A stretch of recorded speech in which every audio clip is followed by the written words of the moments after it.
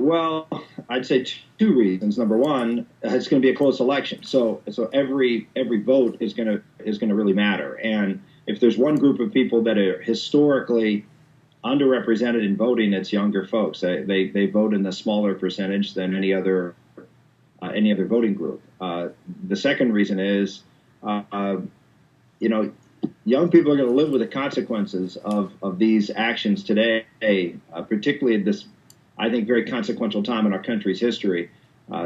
Your future is very much on the line, and it's I would just argue imperative for young people to take a good solid look at who's putting forth things that are going to provide for a secure America from a national security point of view, for a prosperous America from an economic point of view, and from a good America from a cultural point of view. And they need to take a serious look about what the policies of both candidates are and what future they're painting, and do a rigorous analysis of what you think is going to work best. And I would argue the best way to figure out what's going to work best for America is to look in the past and what has worked best for America and go from there. Well, I think the record of the last 4 years is pretty indicting of the president and his policies. We have probably the biggest thing that young people should be concerned about, and they're not, I don't think, is the debt of this government. This president went in there with, I think, the previous high debt was, I think, $400 billion was the high, maybe 450. And in his first year, it was $1.4 trillion. Okay, we had a bad economic turn, and certainly he wasn't responsible for all of it. Some of it, in my opinion, he was. But he really didn't do anything to turn it around. In fact, he just continued to put the pedal to the metal on spending. And we were at 1.3. I think last year, this current year is 1.1. I mean, these are astronomical. These are European-sized deficits. I mean, even actually bigger than European-sized deficits, current deficits. I mean, this is just horrible financial management on the part of this president, and no end in sight. If you look at his budgets, they continue trillion-dollar deficits for as far as the eye can see. I mean, we are paying right now about less than 2% interest on our debt, and we're paying about a little over $300 billion a year in interest payments. Normal bond payments are about 6%. So imagine, just with current debt, and we're adding $1 trillion every year, with $16 trillion now, but we're adding $1 trillion every year. With the current debt at normal interest rates, we're going to be paying close to $1 trillion a year in debt service, and you are going to pay that because these folks are borrowing 40 cents of every dollar. That to me is just that issue alone, and his irresponsibility, his unwillingness to tell the truth to the American public about the scale of the problem we have, the need to do something now, instead of just saying, oh, we're going to raise a little bit of money from billionaires and that's somehow going to solve this problem. There's a structural problem in this country. We spend more than we take in. One final point, I know it's a long answer, but it's an important one, that on average, irrespective of tax rates in America, we have raised between 17 and 20% of GDP in revenue from the American public. And we had 90% tax rates, and we still raised in that range. Why? Because Americans adjust their behavior based upon tax rates, and we always end up roughly with the same amount of overall revenue as a share of the overall economy. We are structurally right now at a 25% spend rate versus GDP. So there's a gap. And you can say, I'm going to raise taxes. Well, Americans adjust their behavior if you raise taxes. And we are not going to solve this problem by raising taxes. We've got to do something on the spending side. The president has been absolutely resistant to do anything on that side. In fact, he's gone the other way with Obamacare and other programs to balloon the size of the federal government. So that's the point that young people need to look at. There is a structural problem the president doesn't understand and doesn't choose to address, and it's going to devastate you in your future because we're going to have a much more constricted economy and opportunities as a result. Actually, China holds about $1 trillion in debt. So we have 16.4 trillion, and China for a period of time was the biggest buyer of debt. That was late in the Bush and the Obama administration. China's not buying our debt anymore. That's another issue, and one of the reasons that I believe you're going to see the people who are buying our debt is Federal Reserve. I mean, they're just printing money. And that's really the problem here, is that at some point they got to stop printing money, and we've got to go out in the markets and get this debt this borrowing paid for, if you will. I mean, someone's going to have to buy it, and rates are going to go up. Well, first off, I don't think there's really any chance that the House, if Romney wins, there's no chance the House will not be Republicans. So they're going to be Republican. I think there's very little chance if Obama wins that the House will not be Republican, unless it's a huge rally, and I just don't see that. So the House will be Republican. The question is whether the Senate's going to be Democrat or Republican. But whatever it's going to be, neither side's going to have 60 votes, and that's really the key. Nothing big happens in Washington unless the United States Senate is controlled by a super majority, which is in the case today is 60 votes. That's how Obama got Obamacare done. That's how FDR got the New Deal done. That's how Lyndon Johnson got the Great Society done. And really, those are the only 3 times in American history where we've had a super majority in the Senate to get these kind of big things done. Happen to be always on the left and with very liberal presidents to be able to get those things done and expand the size of government. We, in a sense, need that super majority for the Senate for Republicans if we want to see government shrink. And so far, we haven't seen it. So the answer is it's going to be very, very tough for Governor Romney. And it's not his ability to go on the other side of the aisle and get support in the Senate, which is where he's going to have to go. There's very little interest on the other side to fix these problems. That's my read of it. And there will be very little interest in doing something responsible, in my opinion. I think they'll play politics this again, which is tragic. The only way that you're going to change the Senate and get people to do the things that we have to do to fix the problem is to get the American public behind them in a big way, and that's what good leaders do. Senators and congressmen, by and large, are not leaders; they are followers, and they're going to follow where their constituents are pushing them to go. And that's why Romney has to be an effective communicator in getting the American public to join him. The filibuster rule is a great thing for the Senate. I would make the argument that from a conservative point of view, from a American first principles point of view, which is the idea of federalism and limited federal government and the states having a stronger role in most of the governmental functions and areas. That changed with the passage of the 17th Amendment. 17th Amendment was the amendment that allowed for the popular election of senators. Prior to that, the senators were elected by the state legislatures and governors, and they were there to represent the interests of the state, which was, of course, to keep the federal government small and make sure the rights of the states were protected. That changed, and with that, I mean, think of any real major pieces of legislation in Washington, D.C. prior to the 17th Amendment. There really weren't. I mean, there were some regulations on business, but there really wasn't any kind of concentration of power in Washington, D.C. It really was the progressive movement in the under Wilson that fundamentally changed America. And that's why I believe that to get the genie back in the bottle, you're not going to, and I'm not supporting changing the way we elect senators, but you have to put constitutional controls. That was a constitutional control over the size and growth of the federal government. That doesn't exist anymore. The states don't have the power anymore to limit the federal government's size. And the only way you're going to do that is by putting in a balanced budget into the Constitution. Just remember, prior to the 17th Amendment, one senator could stop any bill from passing. There were no rules on cloture. You didn't need to get 60 votes or 67 votes. You need to get every vote. That's why it was really hard to get things done. And people complained about it all the time. But again, it forced the states to step up and take responsibility as opposed to the federal government. And I believe that's what our founders intended. And I think, in my opinion, it would work very, very well. But we don't need anything as dramatic as that, as draconian as making sure that every senator. I think that was probably too much. But our founders were really afraid of a strong central government, and so they put in a real strong,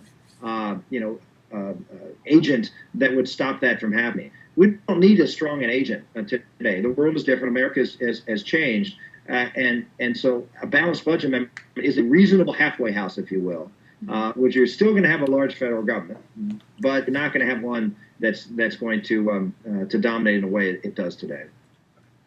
And I think he's basically sticking to the principles that he set in the primary. I mean, the talk his tax plan is really the same tax plan that he was criticized by the Wall Street Journal and me for not being aggressive enough, pro-growth enough, that it was, in fact, moving to the middle before the primary. And he stood by that, and he's standing by it now. I mean, most of the things that they're accusing Romney of moving to the middle, he'd already moved to the middle. I mean, that in a sense, that's where he was in the primary, and that's why many of us, when we ran against him, said, he's not a strong conservative you can elect to give as bright a contrast with President Obama.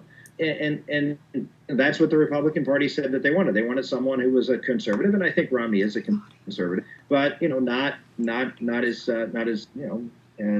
strong as we want someone because we want to win so bad. So we want someone who's conservative, but can reach out to the middle and help us win this election. And that's what they put forward. And so the idea that somehow or another Romney has been changing his policies, I just don't see it. Yeah, what we've seen is that Governor Romney does the best in the areas that he's the most comfortable with. Guess what? So does everybody else. I mean, I do. So yes, I mean, there's going to be a gap originally with the president, who's the president, and can play the role pretty well, which he does from a standpoint of communications, not actions. Then you have Romney, who has the better argument going into this debate. I mean, Obama's foreign policy is a mess and a disaster, and I think Romney knows that. Hopefully, over the last few weeks in debate, in debate preparation, the Romney folks have got him comfortable with material. He doesn't need to go into the kind of depth that a foreign policy expert would go into and sort of laying out the case against President Obama. He just needs to, as he did really on the economy, he knew it well, but he needs to have the good top lines, the good point he wants to make, and then a few examples that drill down, where he has some real depth of knowledge, and sort of stay away from everything else. And if this goes, by the way, in most debates, he can get away with that as an effective strategy. The successes of his administration were the continuation of the policies of the Bush administration. I mean, we got out of Iraq. Well, we had a plan to get out of Iraq before Barack Obama came, and all Obama did was arbitrarily stick to it. In other words, instead of what President Bush had put down, saying, we're going to get out by a certain date, which was the date that Obama ended up getting out by, he said that with the flexibility of making sure we had in place the necessary agreements to build upon the success that we had in eradicating Saddam Hussein and the Baathists. Obama didn't do that. He got out, but he didn't get out with the agreements that were necessary to stop Iran from having undue influence in Iraq, and that's where we are right now. And the failure there was good old, Sheriff Joe. Joe Biden was the guy that was tasked with negotiating this agreement, and they didn't get one. It was an abject failure. So even his success had failure. Killing Osama bin Laden.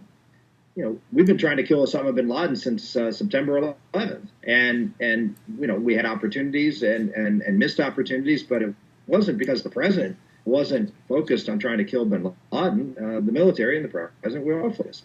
They had the opportunity available, and the military, had a mission. And give Obama credit that he said, "Okay." I don't know of any president who wouldn't have said "okay" in that circumstance. So, his successes were a continuation of the same policy. Where his failures are is really what he's departed from that, with just throwing Hosni Mubarak under the bus, and now we have Egypt. We have a absolute disaster in the dominant country in the Arab world that now is in control of radical Islamists. We have Libya, which again was a function of Egypt. Had Egypt not toppled, Libya, in my opinion, would not have been unstabilized to the point where this happened. But they started the dominoes going. Next, Syria is in an untenable situation because you've got bad actors on both sides, even worse actors than in Libya. I mean, Assad is arguably, and I think was more dangerous than Gaddafi, and the radicals in Syria seem to be cut from the same stripe of Al Qaeda, Hamas, Hezbollah, and the Muslim Brotherhood. This is not a nice mix that we're dealing with in Syria. I would not have supported the uprising in Egypt. Absolutely not. I mean, what we would have attempted to do was work with Mubarak to try to create, as we should have been all along. And I have argued for all along that a slow transition process is the best way to go about it, and to try to manage that transition. And and create more political freedom, create more, importantly, more economic freedom and economic rights. I mean, and this is where the Mubarak administration really failed, is they, they continued the old cronyism from the past instead of creating in a sense, I hate to use this model, but I mean, if you look at some of the totalitarian countries that are not in the Middle East, they have slowly loosened up capitalist opportunities, established the rule of law, private property. I mean, Egypt, I mean, the sense of private property almost doesn't exist. I mean, there's no real ownership. I mean, you've got all sorts of laws. The rule of law just in many respects doesn't exist or hadn't existed in Egypt. There was a lot of things fundamentally they could have done to improve the situation there, created more economic opportunity and more prosperity. And we just didn't do a very good job in pushing those reforms forward because that's one of the ways that Mubarak maintained power. So it truly was a mess. I can't blame Obama for all of the things that were happening in the past. In my opinion, he handled it very poorly. Yeah, I mean, you had the same situation that we're looking at with respect to Iran, which is a dictator who had used weapons of mass destruction against an enemy as well as his own people, who was, by all accounts, in the process of producing more weapons of mass destruction, and we had just, people forget, I mean, you're now, 11 years past 9/11. People forget we just were attacked. And what was the indictment? Again, you guys were too young to remember this, but the great indictment against President Bush and against President Clinton at the time was that we had all this actionable intelligence. We didn't do anything about it. And as a result, we didn't connect the dots. That was the term that we used. We didn't connect the dots. And therefore, we saw all these actions by Al Qaeda, and we didn't do anything. So the response, try to say what most policy leaders were looking at was, we're not going to do that again. We're not going to sit back and have intelligence that's out there that shows that we are in a threatened situation and not act before the terrorist acts. And that's why Iraq was a logical step to take, given the time and given what the intelligence we had at the time. We have to make decisions based on the information you have, perfect and imperfect. It's the fog of war in many respects, and the idea of Monday morning quarterback. And you could make the case that would have been a bad thing, but it's the reason I don't make that is because we don't know what would have happened had we not done it. So you can say, well, no, well, yeah, but things happened. The world changed because of the actions we did take. And so your Monday morning quarterback based on a scenario, it didn't work out as well as you'd like. I would agree with that. But we don't know what would have happened if we had not, it might have worked a lot worse. And so it's not really a fair question because we only have one scenario. It's not a fair Monday morning quarterback. We don't have two parallel scenarios that we can look at and see which was better. We only have one. And then we can say, well, that wasn't optimal. Well, that's fine. It wasn't optimal. But the other might have been a lot less optimal. So I don't think it's a fair question to answer. Well, obviously, no race gets beautiful as it goes down to it gets pretty nasty, and I suspect Monday night's debate's going to be a pretty rough debate. I think the momentum is clearly in Governor Romney's favor. It has been the last few weeks. That's a hard thing to keep going if the elections do change, but you have to look at, well, what can Obama do in the last couple of weeks to reverse that momentum? Number one, and number two, look, we're all clearly moving in Romney's direction, but a lot of that is in states where the campaign really hasn't taken place. I give an example of Pennsylvania. Pennsylvania has moved from 12, 15 points in Obama's favor to, most polls have it anywhere from 3 to 5 points right now. Well, the reason for that is there really wasn't a race being run in Pennsylvania. There wasn't advertising. The grassroots activity, while it's there, it's not really as prominent in the half a dozen or more states that really the campaign for president is taking place. Campaign for president taking place in Ohio, and in Michigan, and in Wisconsin, and Iowa, and Colorado, and Nevada, and North Carolina, Virginia, Florida. That's the race for president right there. And maybe I've missed a state, New Hampshire. That's the race for president. The rest of the country, there's not a presidential race going on. I mean, other than what you see in the national media. And as a result, the national mood is really being reflected by those states moving. For example, Minnesota, the most recent polls out there have that at 4 points for Obama. I mean, who would have thought Minnesota would be in play? And it is. And the reason is they haven't run a campaign there. But if in Ohio, if you look at Ohio and Iowa and places, they've moved, but not nearly as much as other states. And the reason for that is that people have been thinking about this race. They've heard all this information. And so this national mood, this debate, and the things that happen haven't had the impact. Why? Because they are fully engaged already. So the advantage to Obama is that while there is a national move toward Romney, there's not as much of a move in the key swing states, which he still holds an advantage in. So, let's wait and see as we come down the stretch whether this national mood continues. And if it continues, and again, I think there's a good chance that it will, then Romney's going to win, and he may win by a lot. If it doesn't continue, if he's able to sort of, stop that and move it back the other way, or even have a little momentum of himself coming down at the end, then I think probably Obama wins. But my guess is that that Romney is going to win this thing, and if the mood really continues in the way that it has over the last couple of weeks, if that momentum continues to build, it could be a pretty strong victory for Romney. And I would say strong, I don't mean 350 electoral votes, but probably just over 300.